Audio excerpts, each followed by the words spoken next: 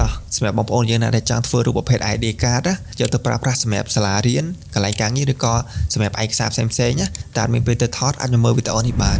ថ្ងៃនេះខ្ញុំនឹងប្រាប់ទៅអ្នកទាំងអស់គ្នាអំពីរបៀបធ្វើរូប ID card ដែលខ្ញុំប្រើវាស្ទើរតែរាល់ថ្ងៃហ្មងគឺងាយស្រួលដែលយើងគ្រាន់តែមានរូបភាពបែបធម្មតាណាមួយរបស់យើងមួយសន្លឹកដែលមើលមកបែបមុខយើងពេញហើយយើងអាចកាយវាទៅជារូបប្រភេទ ID card បានចង់បាន background ពណ៌ខៀវក៏បានពណ៌សក៏បានដាក់ក្បាច់កឬក៏អាចធំទៅតាមអ្វីដែលយើងចង់បានផងដែរចំណាយពេលប្រហែលជា2ទៅ3នាទីយើងនឹងទទួលបានរូបភាពមួយដែលមើលទៅស្អាតទទួលយកបានហើយយើងអាចយកទៅប្រើប្រាស់ទៅតាមតម្រូវការរបស់យើងបានផងដែរដោយមិនបាច់កាត់តអ្វីច្រើនទាំងអស់អូខេជំហានដំបូងគឺយើងត្រូវប្រើ AI ដើម្បីឲ្យវាជួយ generate រូបភាពរបស់យើងនឹងពីធម្មតាមកជារូបប្រភេទ ID card សិនហើយនៅពេលដែលវាចេញមកហើយយើងកែតម្រូវវាតាមក្រោយបន្ថែមទៀតអូខេតោះ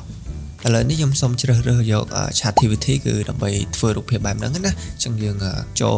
ChatGPT មកអូខេឥឡូវនេះយើងចូលទៅរករូបភាពណាមួយដែលយើងគិតថាយើងចង់យកវាមក generate ធ្វើជារូបភាពបែបហ្នឹងមកហើយដែលខ្ញុំបញ្ជាក់ម្ដងហើយម្ដងទៀតគឺរូបភាពបែបហ្នឹងគឺត្រូវតម្រូវតែឃើញ detail មុខយើងច្បាស់អញ្ចឹងណាអញ្ចឹងយើងចូលមកឧទាហរណ៍ខ្ញុំយករូបនេះមកយករូបរបស់ខ្ញុំមួយគឺរូបបែបនេះអូខេអញ្ចឹងហើយខ្ញុំសូម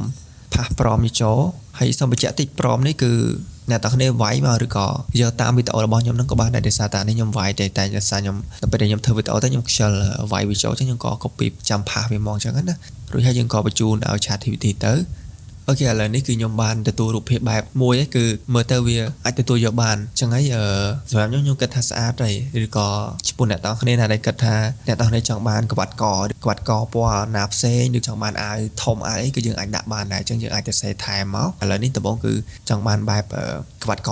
ពណ៌ក្រហមចាស់ឧទាហរណ៍ឥឡូវខ្ញុំអាចសុំវាយចូលថែមទៀតទៅយើងវាយតាមការយល់មកអ្នកទាំងគ្នាវាយងាយស្រួលមកវាយតាមឲ្យ ChatGPT វាយល់ទៅគឺវា add ឲ្យអ្វីដែលយើងចង់បានដែរឥឡូវនេះខ្ញុំវាយរួចហើយខ្ញុំចាប់បញ្ជូនទៅវាទៅអូខេឥឡូវនេះគឺចេញមកគឺខ្ញុំបានហើយគឺបានរូបប្រភេទបែបហ្នឹងហើយគឺនេះវា add ក្បាច់កឲ្យយើងគឺស្អាតហ្មងមានសមោមានអីចឹងដូចរូបពិតចឹងណាបន្តមកទៀតឧទាហរណ៍ថាខ្ញុំអត់ចង់បាន